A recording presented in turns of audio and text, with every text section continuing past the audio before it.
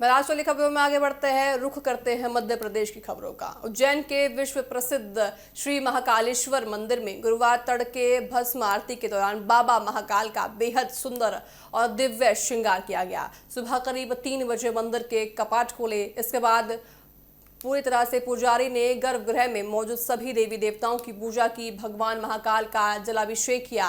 इसके बाद दूध, दही और घी, शक्कर और फूलों के रस से तैयार पंचामृत से भगवान का अभिषेक और पूजा किया है। पूजा के बाद भगवान महाकाल को हरिओम का जल अर्पित किया।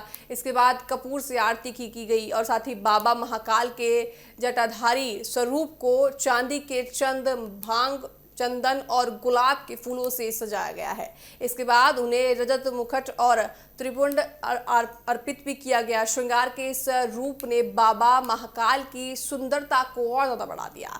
इसके बाद भगवान महाकाल को वस्त्र से ढककर भस्म आरती भी की गई। भस्म आरती के बाद बाबा महाकाल का विशेष राजा स्वरूप में श्रृंगार किया गया। इस दौरान उन्हें भांग, ड्राई फ्रूट और विभिन्न आभूषणों के साथ पूरी तरह से सजाया गया।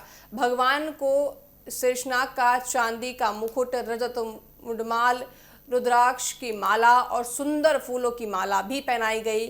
गुलाब के पूरी तरह से फूलों से भी बाबा को सजाया गया है। महाकाल का मनमोहक स्वरूप देखकर श्रद्धालु भावुक हो गए और साथ ही मंदिर का वातावरण पूरी तरह से भक्तिमय हो गया। आप देख सकते हैं भस्म आरती बाबा की सुबह की हम दिखा रहे हैं आपको।